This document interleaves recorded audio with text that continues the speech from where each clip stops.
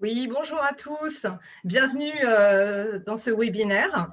Donc, tout d'abord, en préambule, je voulais dire que quand on pense à la littérature jeunesse, on pense immédiatement aux livres qui ont bercé notre enfance, qui accompagnent aujourd'hui nos enfants, qu'ils soient drôles, qu'ils soient merveilleux, qu'ils soient instructifs, qu'ils soient poétiques. Et là, aujourd'hui, on s'intéresse à un sujet qui est un petit peu moins poétique, mais qui, pour autant, intéresse énormément les auteurs et les autrices, l'administratif et le fiscal. Donc aujourd'hui, on va parler URSSAF.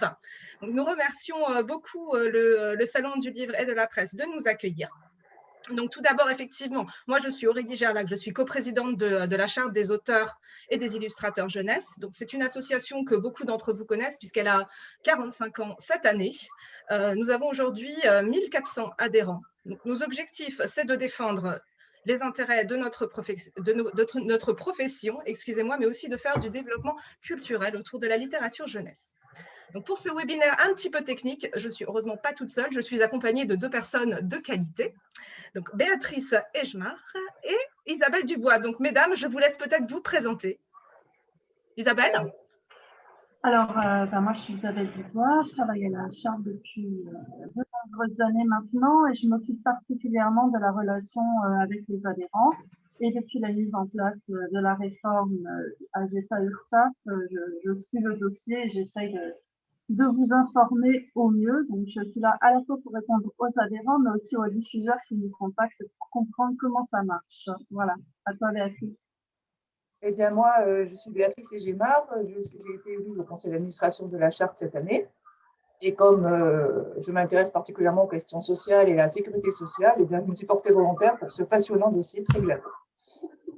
Voilà, merci mesdames. Écoutez, on va rentrer tout de suite dans le vif du sujet avec un petit topo pour commencer.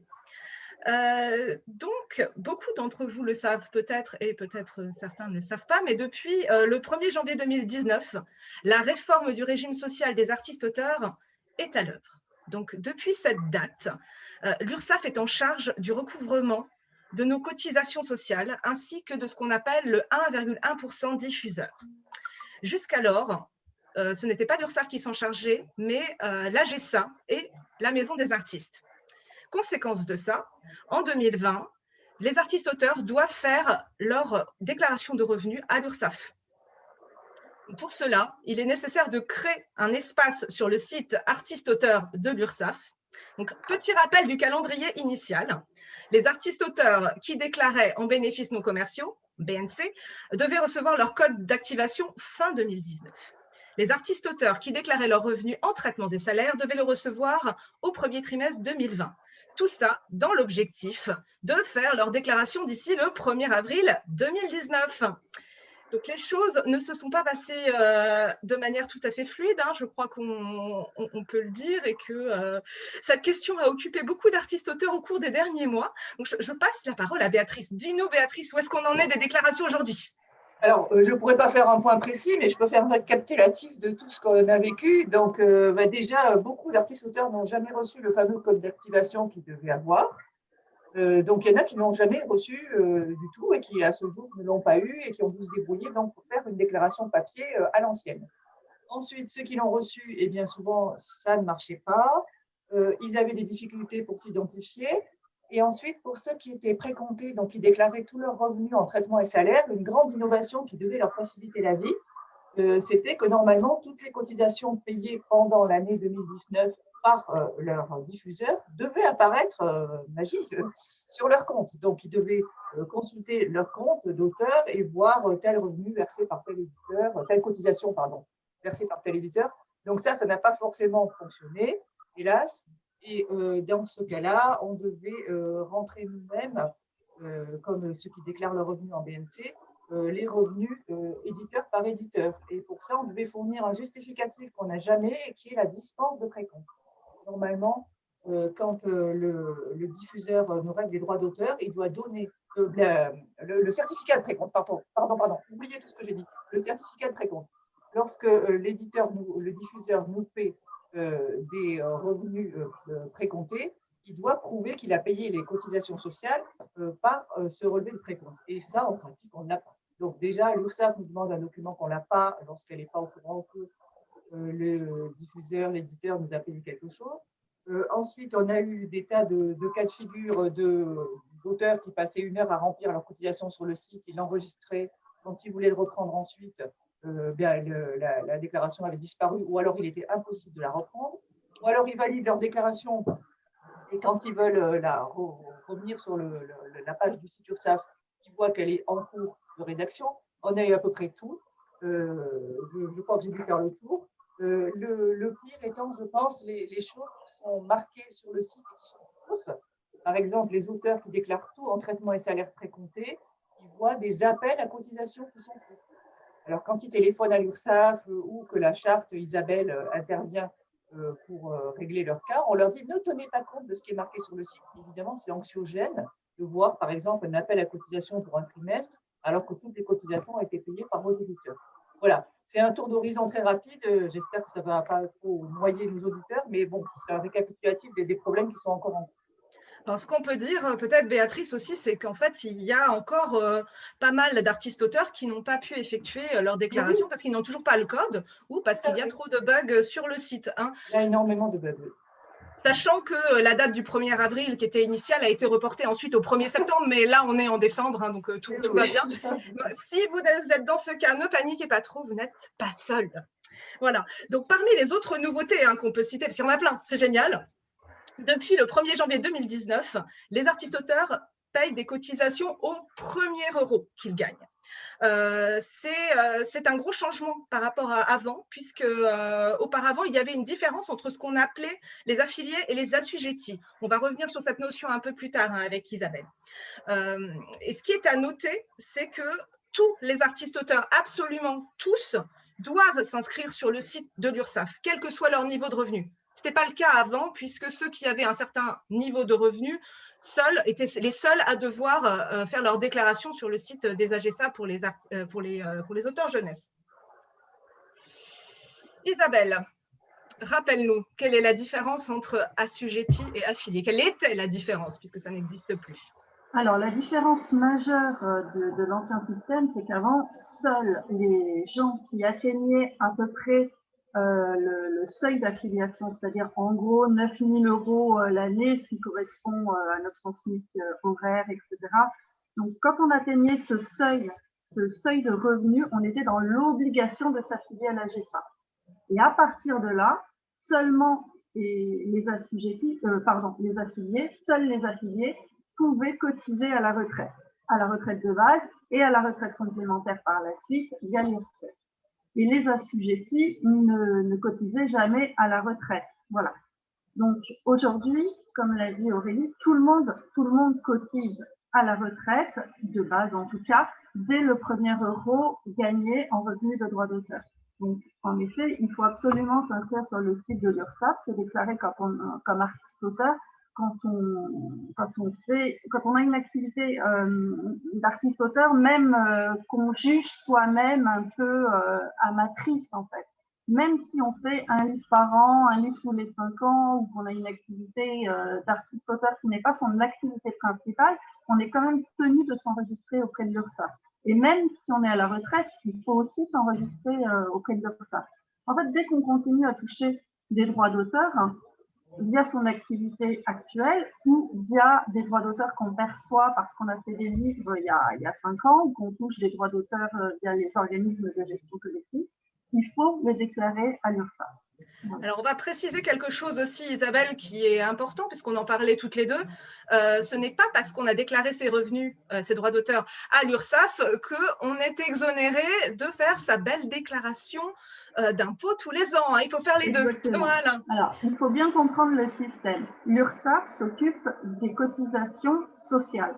La déclaration de revenus artistiques que vous faites une fois par an à l'URSSAF, comme avant les affiliés la faisaient à la GSA, c'est pour déclarer les revenus sur lesquels vont être comptées les cotisations sociales. On va ouvrir vos droits aux diverses caisses sociales. Par exemple, la retraite, la CAF, la sécurité sociale, etc. Donc, c'est important de comprendre qu'avec l'URSSAF, on parle du régime social.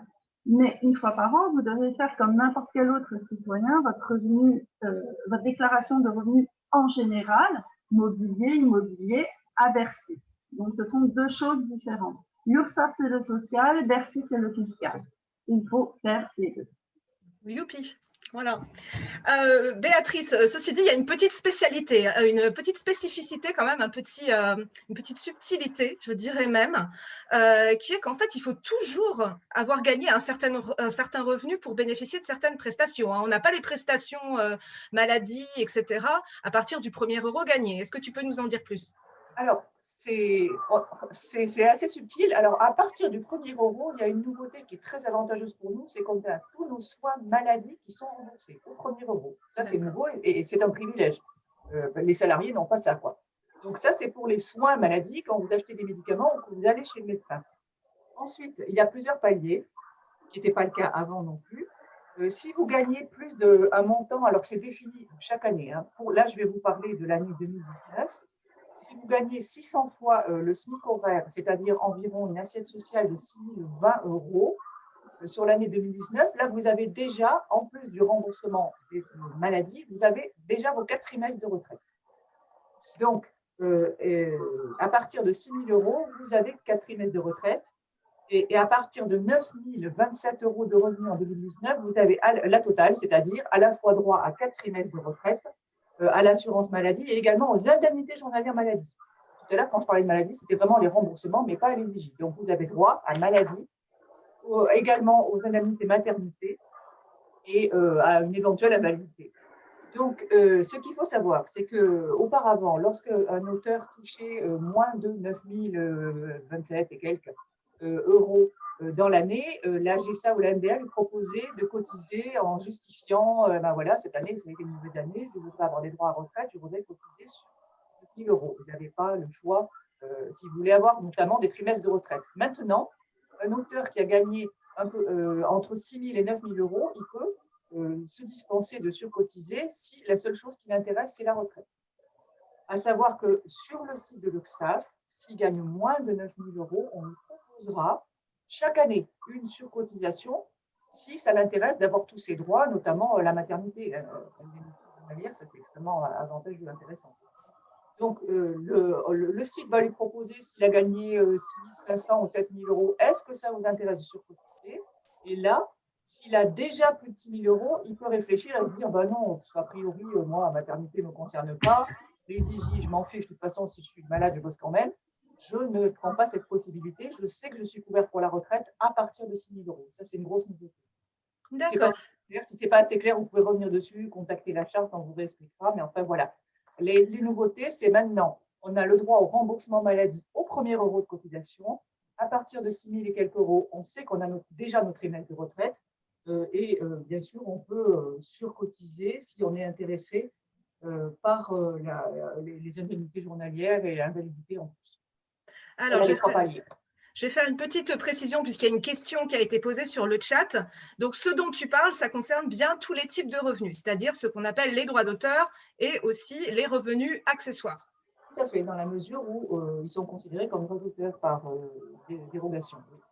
Voilà, alors pour ceux qui ne sauraient pas forcément ce que c'est, les revenus accessoires, c'est des revenus qui ne sont pas du droit d'auteur pur, mais qui peuvent être assimilés à des revenus artistiques, notamment les rencontres scolaires. Est-ce que je me trompe, Béatrice? Je ne suis pas toujours aussi précise que toi. Isabelle, tu es d'accord avec moi, ça va? Je n'ai pas dit de bêtises. Voilà. Oui, tout à fait. Ce que j'étais en train d'écrire sur le chat, c'est qu'on prend en compte les revenus artistiques globaux, généraux, d'accord? Que ce soit à la fois les droits d'auteur qui proviennent de ces éditeurs et les revenus engendrés par les rencontres, les ateliers, les salons. Ok. Donc maintenant, on va parler d'un autre sujet. Il y a plein de sujets, hein, c'est super, qui est maintenant le paiement des cotisations. Puisque oui, pour obtenir tous les droits dont Béatrice a parlé, il faut quand même payer un peu. Hein. Donc là, il y a des nouveautés également.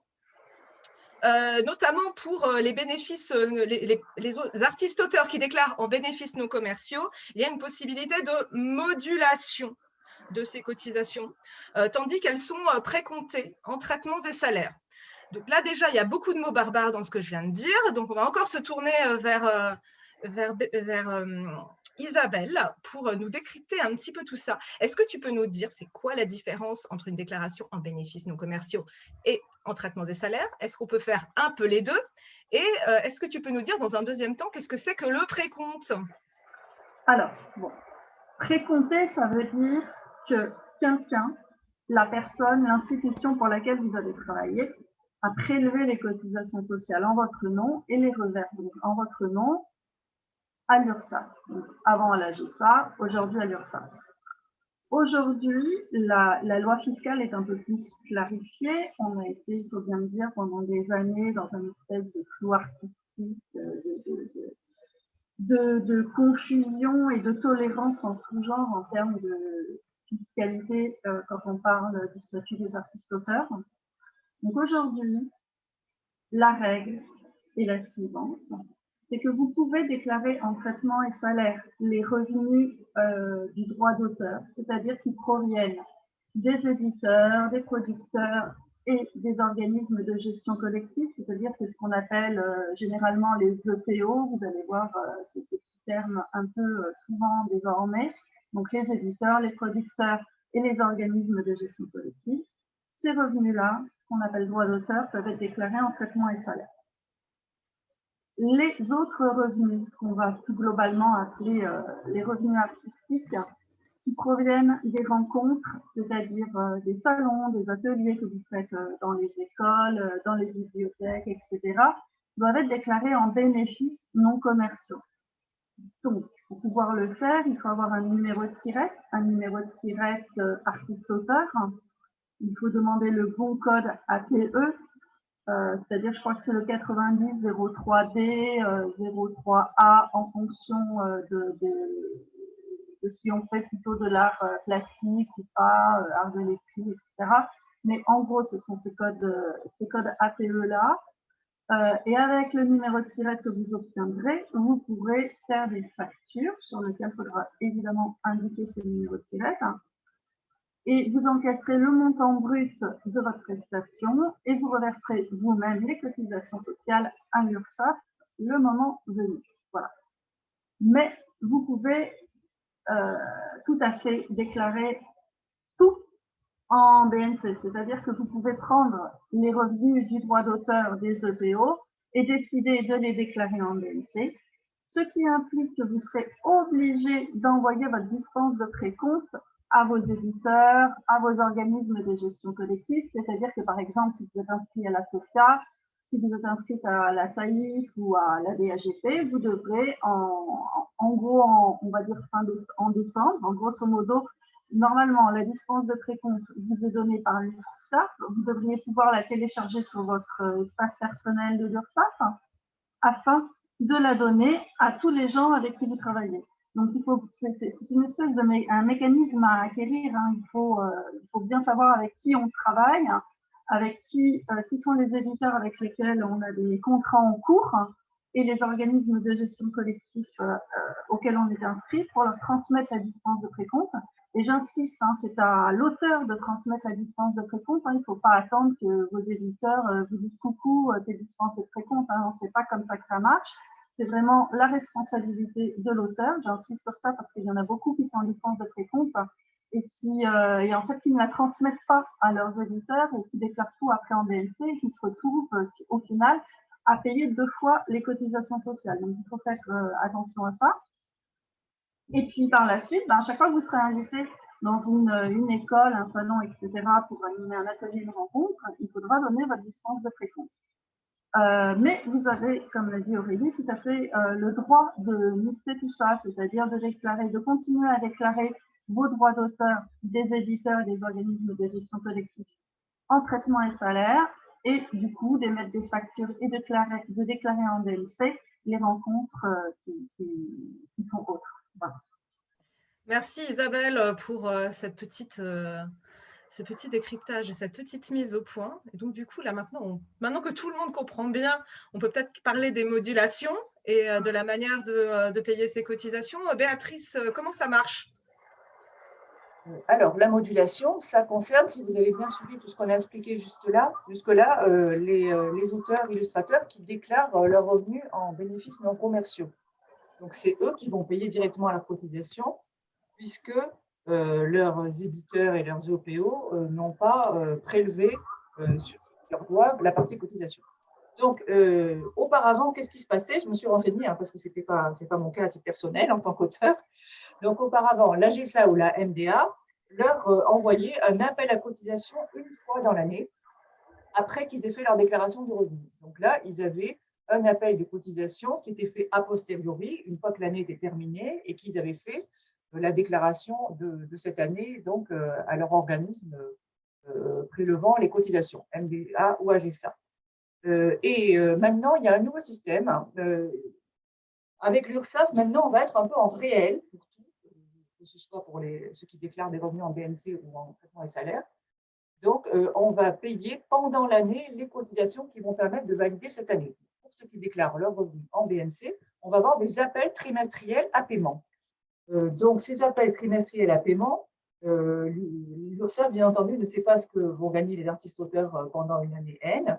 Donc, elle va calculer ces appels à cotisation en fonction de ce qui a été déclaré l'année précédente, ce qui est assez logique.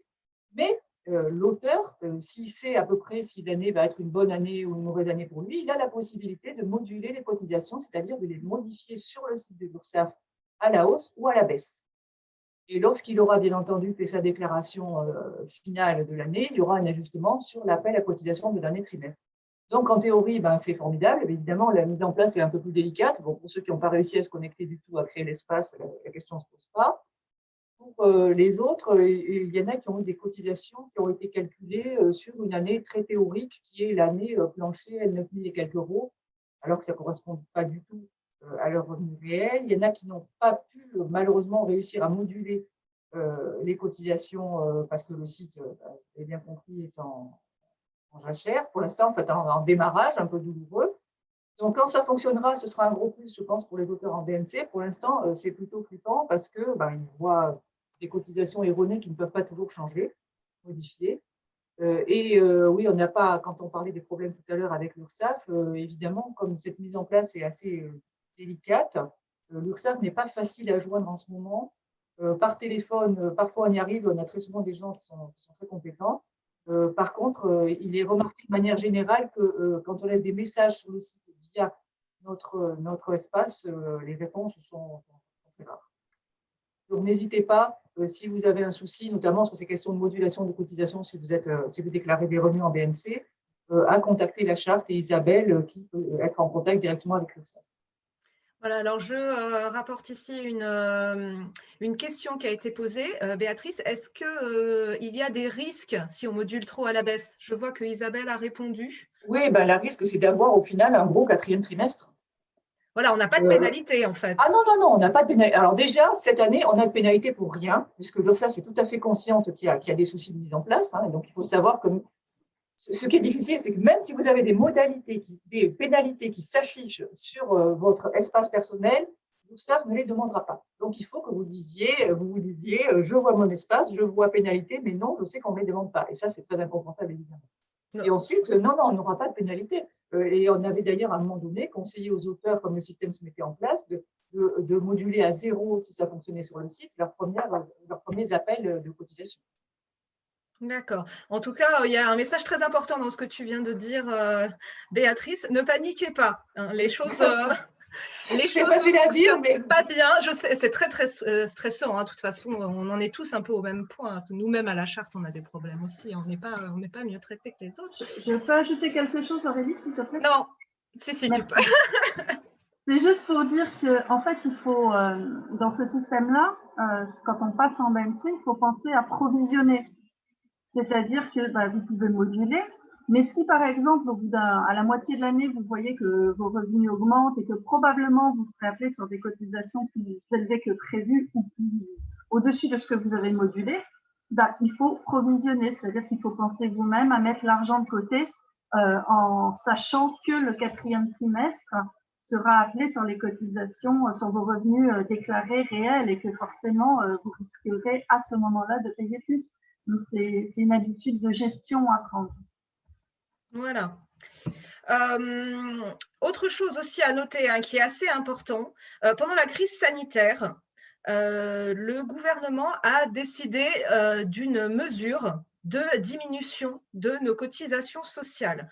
Alors, c'est un système qui est quand même assez complexe parce qu'il ne s'applique pas tout de suite. Il ne s'applique pas en 2020, mais il s'appliquera plutôt en 2021.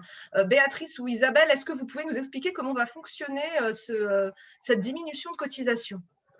Et puis, il faut surtout dire déjà qu'il ne va pas s'appliquer pour tout le monde. Absolument.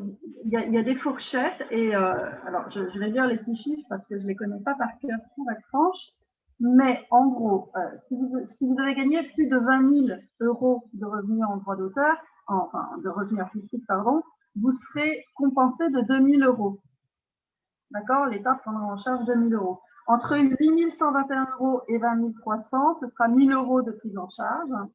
Et entre 3 000 et 8 120, en gros, ce sera 500 euros. Ce qui signifie qu'en dessous des 3 000 euros, vous ne toucherez rien, vous ne recevrez pas d'aide. Il n'y aura aucune prise en charge des cotisations sociales. Donc, en réalité, ça ne concerne pas tout le monde, malheureusement. Oui, quant au mécanisme, je ne sais pas si Béatrice veut dire quelque chose, mais en gros, pour ce sera une sorte de remboursement pour les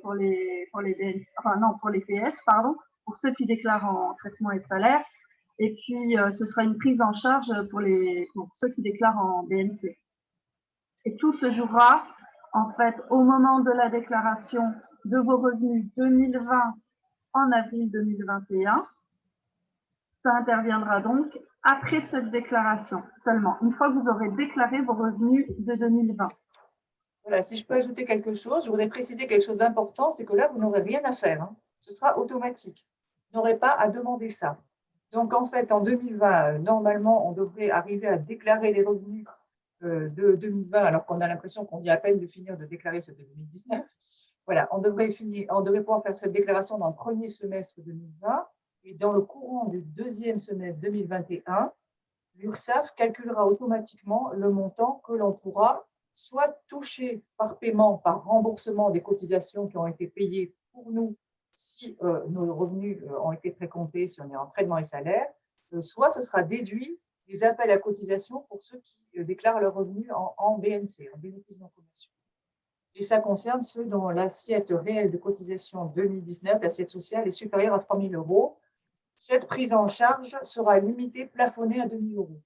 Donc, ça concerne ceux qui ont gagné plus de 3 000 euros et le montant des cotisations qu'on nous remboursera sera limité à 2 000 euros. C'est bon, Isabelle? Ça va? C'est ça. C'est ça, c'est ça. Non, mais c'est important de comprendre que ça ne va pas concerner tout le monde, contrairement aux premières annonces, hein, et qu'en fait, ça n'est pas une prise en charge totale, hein, c'est une sorte de forfait, c'est un forfait en réalité. Alors, oui, je vais montrer quelque chose à l'écran. Ceux qui sont artistes-auteurs comme moi ont peut-être reçu ce document.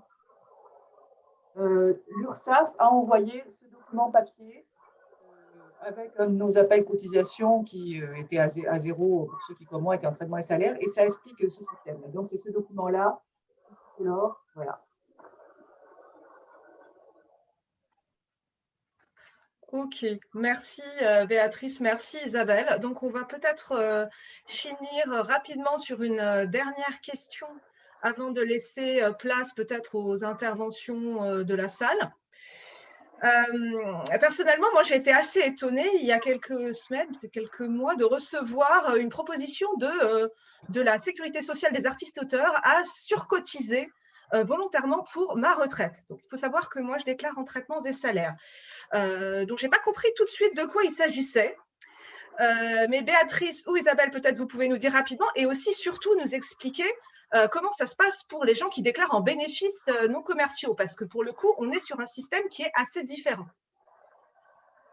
Oui, alors la surcotisation que nous propose l'ex-AGSA-MDA, qui s'appelle maintenant Sécurité sociale des artistes-auteurs, c'est un système qui a été sollicité par des associations d'auteurs pour compenser le fait qu'avec le passage au nouveau système, les années 2017 et 2018 pouvaient ne pas servir de base au calcul de cotisation et que si on avait bien gagné sa vie en 2017 et 2018, eh ben, finalement, ça ne nous profitait pas parce qu'on ne cotiserait pas sur ces années-là. Bon, en gros, c'est en gros, pour expliquer pourquoi ce système a été créé. Alors, le courrier qu'on a reçu de la part de l'ex-AGSA MDA nous dit, voilà, il faut que vous regardiez ce qui est sur votre compte retraite pour l'année 2019 pour savoir si vous êtes déjà au plafond et si c'est intéressant pour vous de surcotiser. Parce qu'il faut savoir que les cotisations qui sont appelées par l'URSSAF concernent le premier niveau de retraite, ce qu'on appelle le régime général de la sécurité sociale, et ne concernent pas, bien sûr, l'IRSEC, RAAP. Et elles sont plafonnées. Le revenu sur lequel c'est assis est plafonné à 40 524 € pour 2019. 40 524 € en 2019. Donc, les auteurs qui ont vu leur revenu précompté, les auteurs qui ont une activité par ailleurs pour laquelle ils cotisent, qui par exemple sont salariés, il y en a pas mal, ils ont peut-être déjà cotisé pour l'équivalent de 40 524 € sur l'année. Ceux qui ont un plein temps bien payé au régime général et qui sont salariés en plus de leur activité d'auteur, par exemple, ils ont peut-être ça. Le problème pour ceux qui sont que artistes-auteurs, c'est que comme le système est nouveau, l'URSSAF qui collecte les cotisations, qu'elles soient précomptées ou payées par les auteurs directement, n'a pas encore fait remonter ces informations sur le compte retraite des auteurs. Donc, les auteurs, ils reçoivent un courrier de l'AGSA MDA qui leur dit « Regardez, est-ce que ça peut être intéressant pour vous? Est-ce que vous avez déjà, qu'est-ce que vous avez déjà sur votre compte retraite ?» Ils ne peuvent pas le voir. Je ne sais pas si c'est clair ou pas. Ils peuvent savoir s'ils ont une activité, ben, ils savent, ils ont leur bulletin de salaire, ils savent combien ils ont cotisé. S'ils sont co-auteurs, ils savent ce qu'ils ont fait dans la déclaration qu'ils ont validée à l'URSSAF, c'est tout. Donc, voilà. En étudiant ce qu'ils ont déjà déclaré à l'URSSAF, ils savent s'ils approchent ou pas du plafond. S'ils ont un revenu, par exemple, si leurs revenus sont précomptés, si leurs diffuseurs, si leurs OPE ont déjà payé pour eux sur une base de 40 524 € pour 2019, ils n'ont aucun intérêt à surcotiser. S'ils ont eu des revenus plus faibles, qui soient en TS ou en BNC, qui déclarent leurs revenus en TS ou en BNC, ça peut être intéressant de surcotiser pour compléter, pour avoir une plus grosse année. Et cette année 2019, le revenu qui sera rapporté sur leur compte individuel CNAF sera plus gros s'ils surcotisent. C'est ça le but, hein, c'est que le revenu de référence qui servira à calculer le revenu moyen au moment de leur retraite soit plus gros pour cette année 2019. S'ils déclarent leur revenu en BNC seulement, normalement, l'ex-AGSA MDA, la sécurité sociale des artistes-auteurs, a dû leur rappeler des cotisations. Ils ont dû payer des cotisations en 2019. Donc, un peu comme ceux qui sont en traitement et salaires, ils savent à peu près quel salaire a dû être reconstitué déjà pour 2019. Et en fonction de l'argent qu'ils ont disponible et des propositions que leur fait donc l'AGSA, ça peut être intéressant pour eux de surcotiser pour arriver ou pour s'approcher de ce plafond de 40 524 €. Ce qu'il faut savoir, c'est qu'en aucun cas, ça peut être intéressant de dépasser cette base de cotisation sur revenu déclaré de 40 524 € pour 2019. Si c'est dépassé, c'est de l'argent qui va dans le pot commun, mais ça ne leur profitera pas. Il y a un cas extrêmement tordu sur lequel on a essayé d'attirer l'attention de nos adhérents aujourd'hui même avec un charte info, qui est ceux qui déclarent leurs revenus en bénéfices non commerciaux, mais qui, pour l'année 2018, je parle bien de 2018, je ne fais pas un lapsus, hein, qui, pour l'année 2018, ont eu un précompte, un revenu précompté, parce que peut-être ils avaient un éditeur qui fonctionnait avec ce système-là il y a 5 ans, et qui leur a versé pendant l'année 2018 des revenus pour lesquels il a payé des cotisations directement pour leur compte à l'AGSA ou la MDA. Bon. Malheureusement, ces auteurs-là, eh bien, ils sont passés entre les mailles du filet à cause de ce précompte de 2019, alors même qu'ils déclarent tout en bénéfices non commerciaux pour 2019, à cause du précompte qu'ils ont eu en 2018. En 2019, l'ex-AGSA MDA ne leur a pas demandé de payer de cotisation. Donc, je reprends. Les auteurs qui déclarent tout en BNC pour 2019, mais pour lesquels la sécurité sociale des artistes-auteurs, ex-AGSA MDA, ne leur a pas fait d'appel à cotisation, il faut s'inquiéter. Parce que ceux-là vont devoir utiliser ce dispositif qui, normalement, est une surcotisation pour cotiser pour leur année 2019. Donc, normalement, ce dispositif est une surcotisation qui permet de grossir le salaire de base de 2019 qui servira ultérieurement pour notre retraite, qui concerne les auteurs qui déclarent en traitement et salaire ou en bénéfices non commerciaux ou un mix des deux, bien sûr. Mais ce dispositif doit être utilisé par les auteurs qui ont tout déclaré en 2019 en bénéfices non commerciaux, mais qui n'ont pas payé de cotisation, à qui on n'a rien demandé, parce qu'ils sont passés à travers les mailles du filet à cause d'un vieux précompte de 2018. Donc voilà. Je sais que ce n'est pas facile à comprendre, mais je ne vois pas trop comment l'expliquer Oui. autrement. Non, mais c'est effectivement des questions qui sont très compliquées et qui affolent un petit peu nos adhérents, hein. Isabelle, tu peux en témoigner. Donc, encore une fois, il ne faut pas paniquer. Je me permets de vous renvoyer vers un webinaire organisé par l'AGESA MDA ce mercredi-là. Donc, le lien a été donné. Alors, apparemment, il ne marche pas. Si, j'ai remis le lien, je pense que… Ah, ça marche, ok. Bon, alors super. Je vous conseille vraiment de vous inscrire pour bien comprendre si ça vous concerne, si c'est intéressant pour vous, pour poser toutes les questions que vous avez à poser. Et encore une fois, voilà, ne pas paniquer. Les choses finiront par se débrouiller. Je laisse peut-être les auditeurs mettre une ou deux questions dans le chat pendant que Isabelle nous fait un petit topo sur le 1,1% diffuseur, puisque c'était un sujet dont tu voulais parler, et on prendra une ou deux questions après. Je voudrais profiter du fait qu'il y a quelques diffuseurs parmi nous. Je sais qu'il y a des bibliothécaires notamment qui sont inscrites. Donc en fait, je veux rappeler que cette réforme, elle ne concerne pas que les auteurs, comme vous le savez, et que les diffuseurs sont déjà passés à la GESA, donc en 2019. Ce qu'il est important ici de comprendre, c'est que même quand vous payez les auteurs au brut, c'est-à-dire quand vous donnez une facture et que vous n'avez pas reversé les cotisations sociales, vous êtes dans l'obligation de reverser le 1,1% diffuseur à l'URSSAF. Donc en fait, ne pas reverser les cotisations sociales ne vous exonère en rien de devoir vous inscrire sur le site de l'URSSAF, artiste auteur, dans l'entrée diffuseur, et de devoir reverser ce 1,1%. Il n'est pas question de le donner à l'auteur. Je le dis un peu vivement parce que ces derniers jours, j'ai eu beaucoup de témoignages dans ce sens d'auteurs qui ont fait des rencontres dans des écoles et à qui l'école a dit nous, on fait un seul paiement, enfin la mairie souvent, on fait un seul paiement et il n'est pas question qu'on s'inscrive à l'URSSAF et qu'on verse le 1,1%. On vous donne le 1,1% et vous allez le reverser vous-même. Et bien ça marche pas, d'accord? Donc, si vous n'y arrivez pas, si vous avez des problèmes à vous inscrire à l'URSSAF, etc., vous pouvez vous aussi contacter l'URSSAF du Limousin, mais vous n'avez pas à reverser le 1,1% à l'URSSAF. Donc, j'attire un peu votre attention sur ça parce que n'oubliez pas que l'URSSAF sait faire le travail de recouvrement et aller chercher l'argent qui n'a pas été versé et ce qui n'a pas peut-être pas été fait pendant des années par la GESA. On peut penser que ce sera fait par l'URSSAF.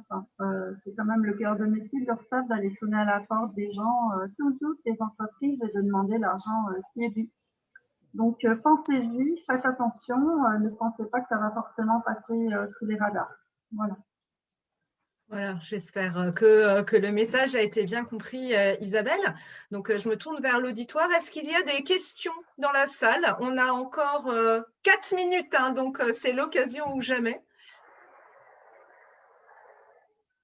Je crois qu'on a peut-être perdu tout le monde. Peut-être qu'on peut dire aussi que vous pouvez nous contacter. On avait fait un petit document de liens utiles, mais qu'on ne peut pas partager dans le chat.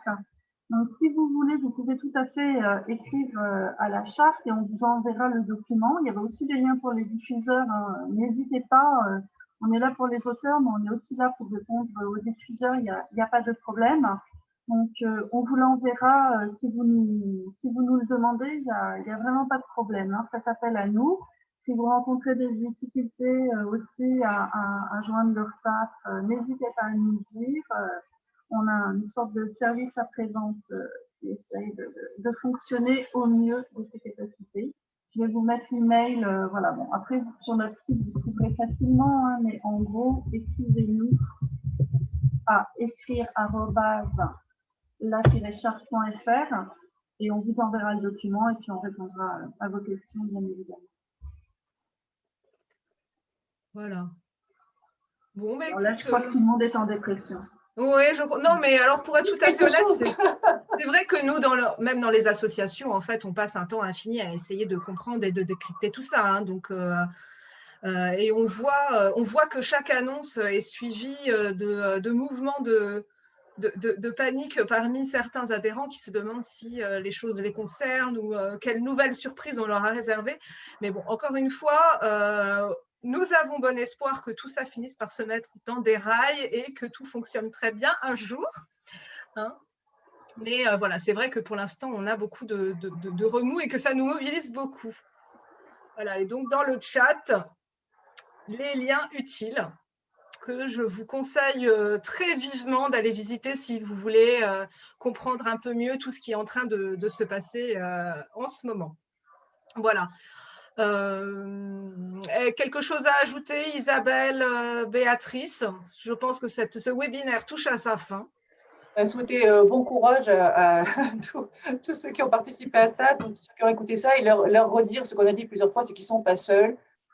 Si vraiment ils sont noyés dans ce qu'on a dit, on essaie de faire clair, mais ce n'est pas simple et tout, qu'ils n'hésitent pas à nous contacter et on verra leur cas particulier, bien entendu. Également que si on a la chance d'avoir quelques éditeurs qui nous écoutent, on ne sait jamais, qu'ils n'hésitent pas à envoyer les certificats de précompte. Ça nous facilite. Oui. Ça, c'est une pratique qui n'est pas encore dans les mœurs, hein. Je parle là bien de certificats. Voilà. Mais d'ailleurs, il faut aussi rappeler que ne pas envoyer la certification de précompte est peut-être puni par la loi et par l'URSSAF. Attention, Depuis peu. On rigole plus, hein. Depuis peu, c'est Depuis le mois effectivement d'août, sanctionné. Ouais. C'est dans le décret du 28 août. Du 28 août, oui. Donc voilà, hein, c'est fini de plaisanter. On est rentré dans du sérieux. Mais bon, là, c'est vrai que tout ce qu'on dit est très un peu anxiogène et un peu sérieux, mais on va essayer de finir sur une note positive en pensant que, en disant que une fois que tout ça sera réglé, une fois que chacun aura compris comment ça fonctionne, que l'URSSAF aura compris qui sont les artistes auteurs et que les bugs seront enfin réglés, on peut espérer que la situation sera peut-être plus saine, plus calme que ça ne l'était auparavant et qu'on va rentrer dans un modèle de professionnalisation que finalement tout le monde appelle.